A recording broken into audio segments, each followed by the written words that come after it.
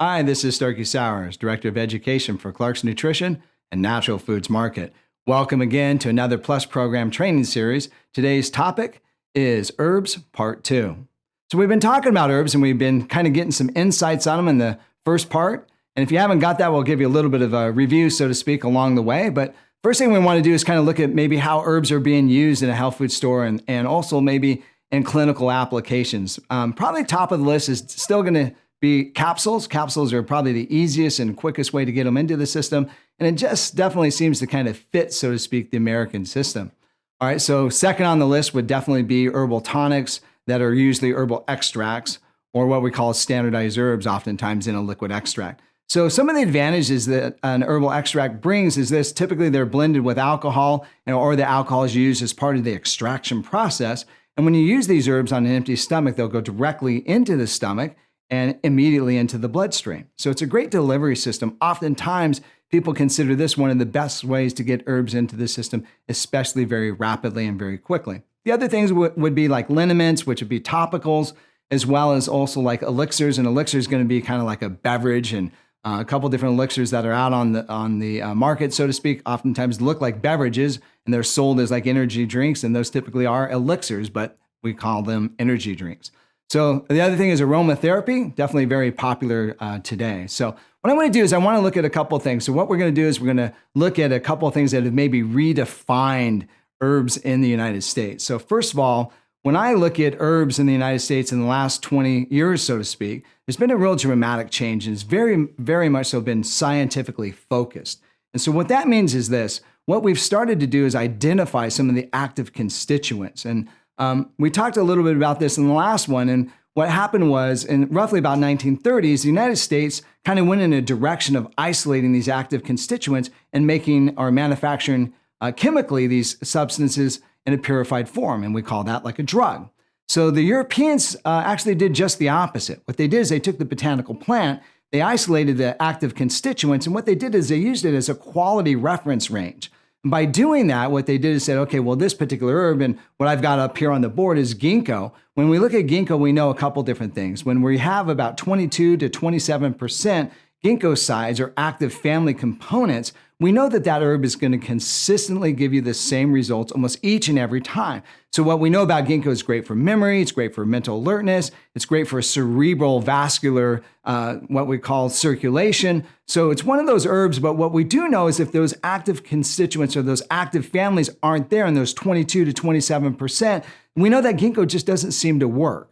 So what we want to do is kind of convey that message. The quality of herbs seems to be a huge issue, especially in the United States, especially with that kind of drug-like feeling that we always want, because that seems to be just kind of ingrained in our human spirit, so to speak. One thing about herbs is when you find those active constituents and they're guaranteed on the front, we know that it's going to be a quality herb. So this definitely has changed the framework of herbs and has literally expelled them into what we call commonplace, so to speak. All right. So I still want to kind of develop a couple other thoughts. So let's look at this. First of all, you have what we call a medicinal herb, and a medicinal herb would be something like echinacea. So when we look at echinacea, it's only used in a short duration of time, and that's typically what we call a medicinal herb use.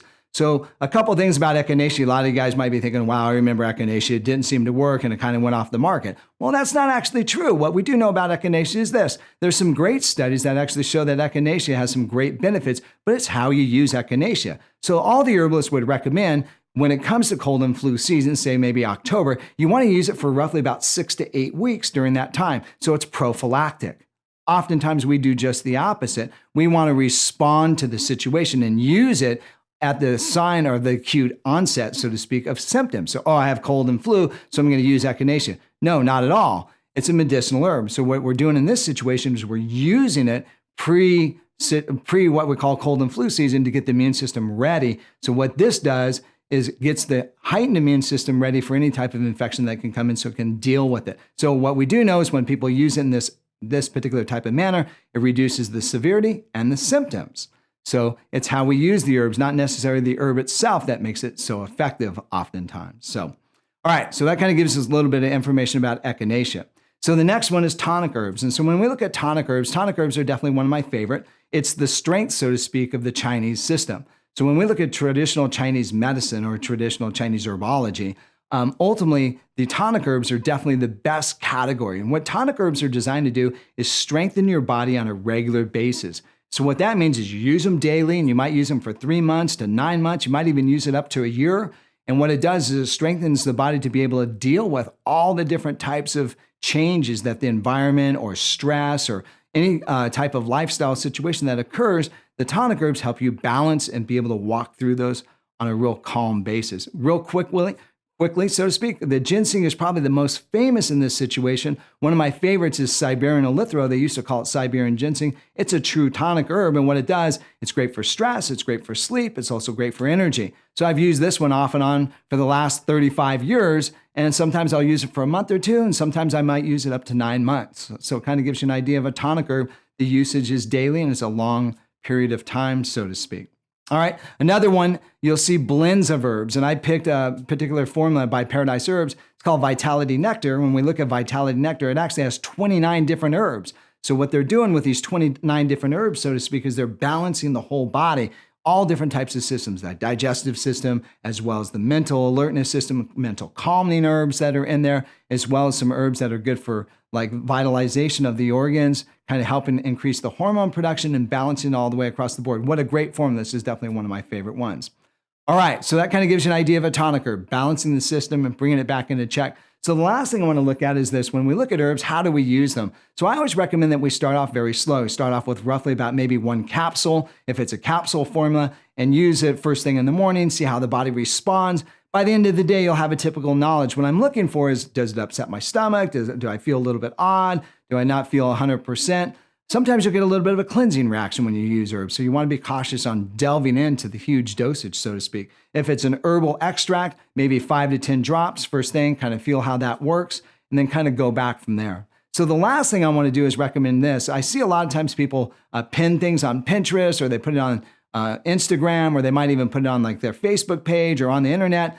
Things about herbs, how to make them, how to use them, things of that nature. I think it's very critical that we have some books on hand. So 2 books I'd recommend. Number 1, Herbs for Dummies by Christopher Hobbs. He goes through all sorts of information on how to use herbs, how to make herbal extracts, liniments, all sorts of how to use aromatherapy. Everything is listed in here.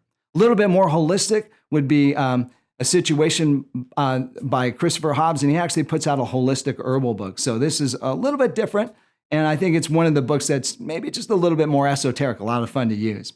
So that kind of gives you a little bit of information, a little bit of ammunition to work with, and kind of wraps up our series. This is Starkey Sowers, Director of Education for Clark's Nutrition and Natural Foods Market, reminding you to live better, we can help.